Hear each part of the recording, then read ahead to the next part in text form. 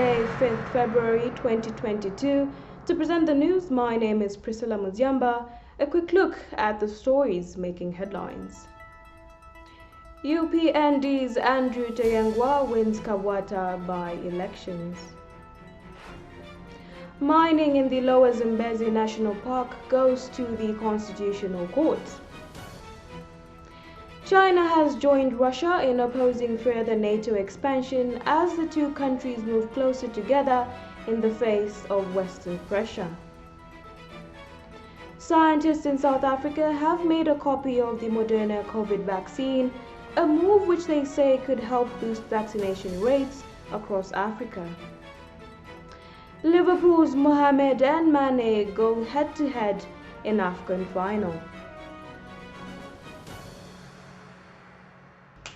And now the news. The UPND retained the Kabwata parliamentary seat after its candidate Andrew Tayangwa got 13,574 votes to win the by-election. PF candidate Clement Tembo was second in the race with 11,192 votes.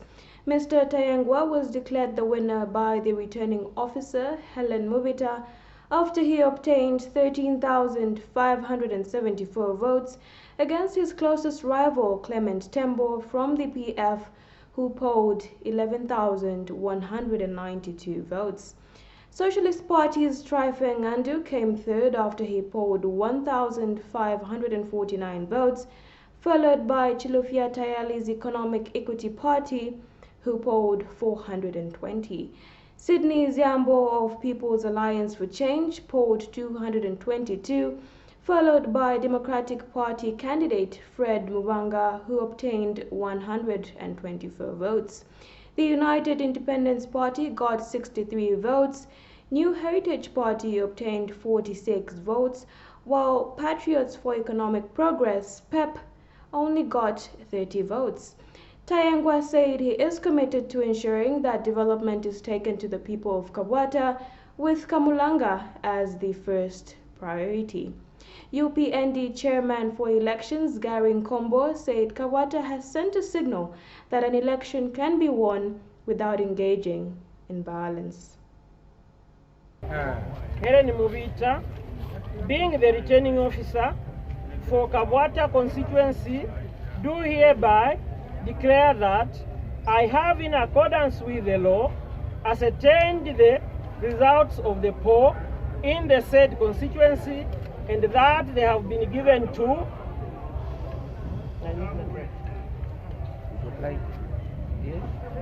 Mulea Henry Pep 30, Muyowa Kennedy NHP 46, Muzieche Engiwe UNIP 63, Muvanga Fred DP 124, Ziambo Sydney Park 222, Tayali Chirufya EEP 422, Ngandu Trifia SP 1849, Clement Tembo PF 11,192, Tayangwa Andrew UPND 13,574.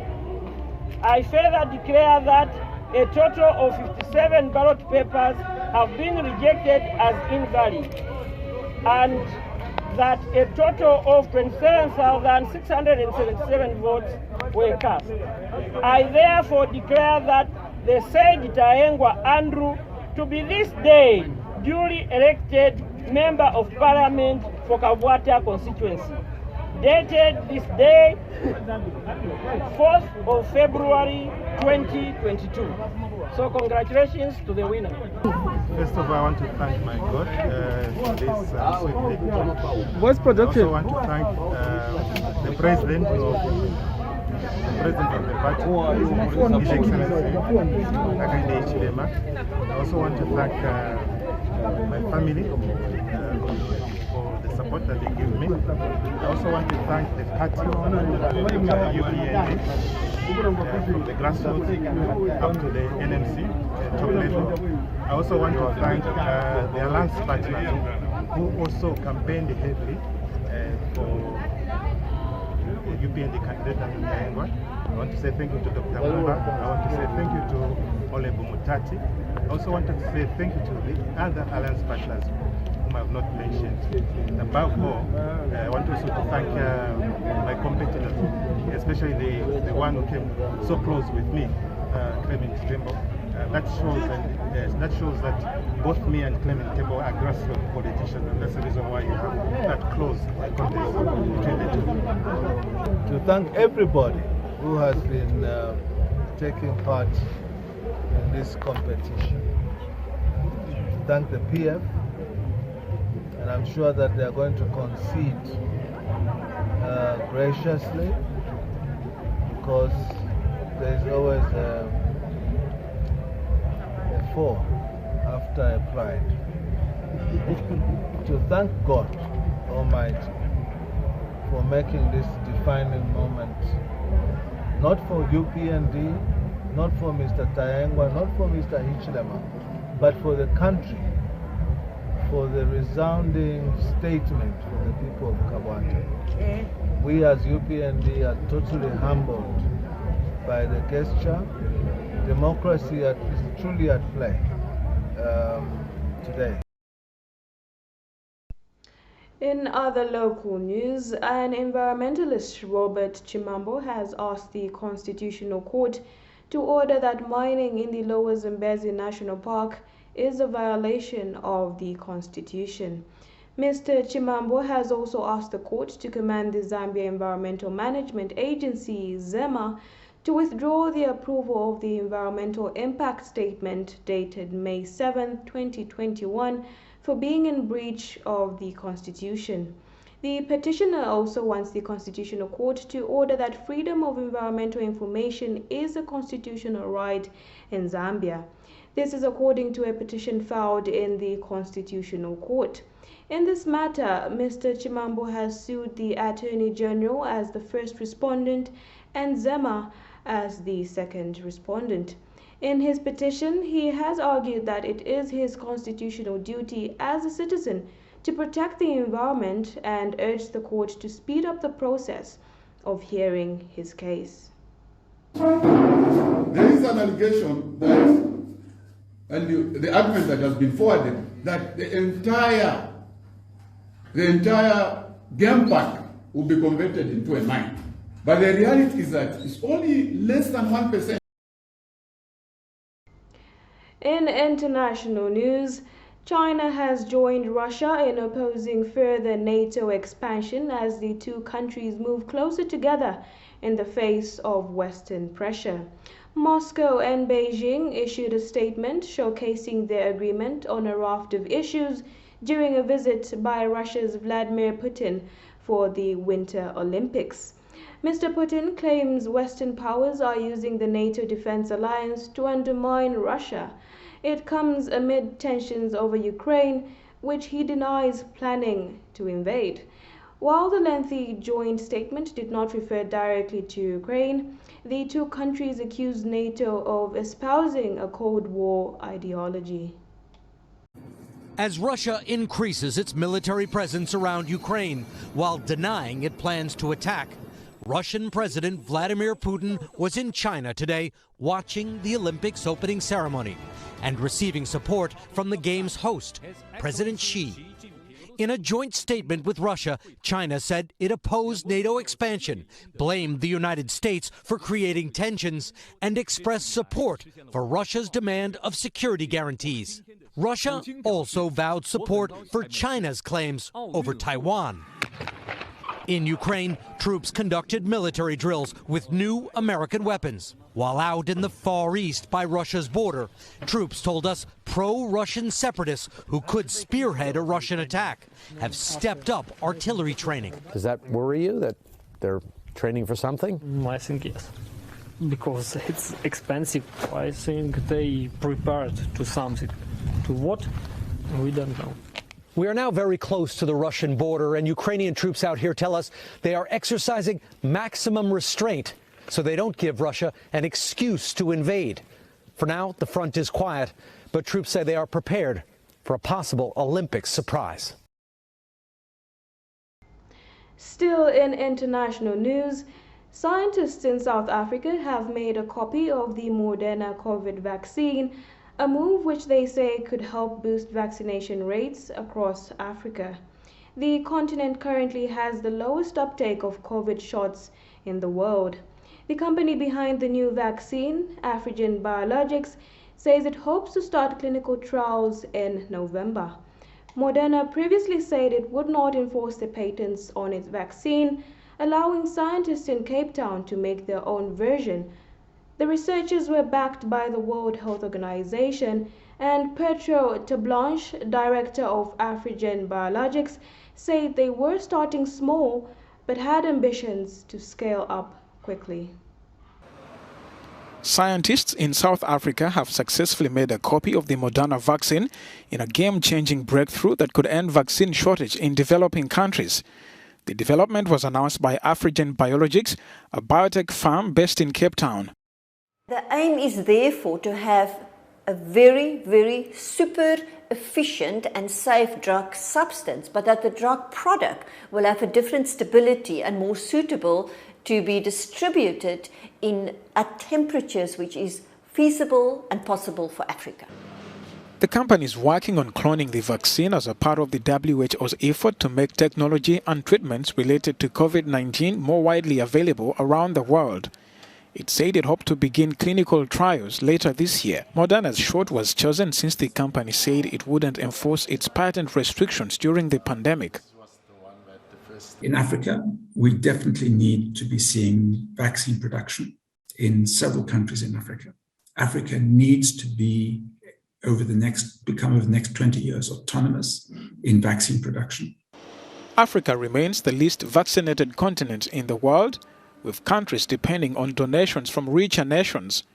This has prompted calls for COVID vaccines to be made on the continent. And finally, in sports news, Liverpool manager Jurgen Klopp believes there will be a longer-term benefit to teammates Mohamed Salah and Sadio Mane's Africa Cup of Nations experience. The pair go head-to-head in the tournament final in Cameroon just hours after their colleagues host Cardiff in the FA Cup fourth round at Anfield.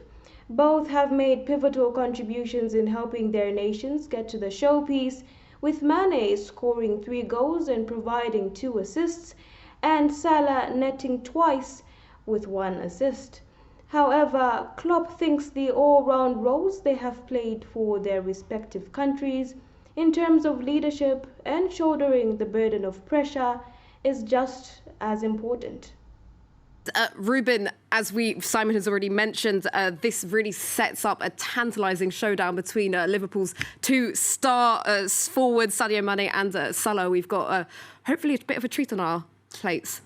Yeah, it's the final we all been looking out for. I mean, Senegal, the pre-tournament favourites with Algeria. Yeah, Algeria, where are they? But still, yeah, what a story that was. But yeah, now Senegal is still there and Egypt as the record holder. So that will be really interesting. And of course, between those 2 superstars. And the interesting thing is that they have had quite a different tournament. I mean,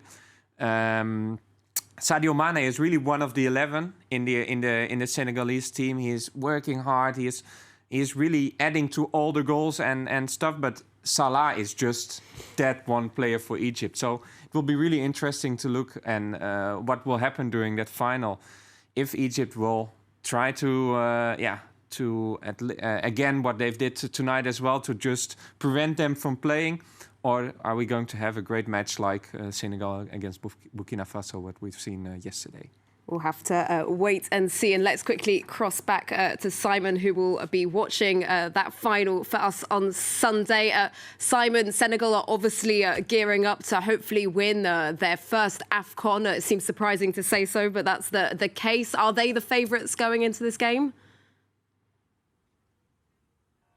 Absolutely the favourites going into this game, and let's not forget that Senegal were one of the favourites coming into the tournament. They struggled in the group stages with a little bit of COVID cases, but since they've been in the knockout phase, they've really gone up the gears, and Aliou Cissé's team has shown exactly why they were considered the favourites. Once again, I have to come back to this point because Egypt will be carrying some very tired legs going into this final, an extra game essentially played and all the stress that comes with that, but perhaps that will bring a lot of confidence and a never die attitude into the match. But you do feel that if Senegal are able to inject the pace, if they are able to play with the speed and threaten on the wings the way they played against Burkina Faso, then Egypt are going to struggle to contain the Lions of Teranga. On the other hand, you do get the feeling that they might leave themselves open, because we saw a Senegalese side that was very good going forwards, but there are still a little bit of frailties defensively, and perhaps Mohamed Salah, who is the star man for Egypt, as Ruben said, and almost everything good goes through Salah, then he can exploit that. Lots to be looking forward to with that big clash on Sunday, which we will be covering here on the channel.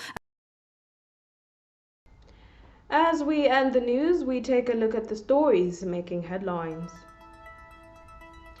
UPND's Andrew Tayangwa wins Kawata by elections. Mining in the Lower Zambezi National Park goes to the Constitutional Court. China has joined Russia in opposing further NATO expansion as the two countries move closer together in the face of Western pressure. Scientists in South Africa have made a copy of the Moderna COVID vaccine, a move which they say could help boost vaccination rates across Africa. Liverpool's Mohamed and Mane go head-to-head in AFCON final. On that note, we've come to the end of the news. My name is Priscilla Muziamba. God bless.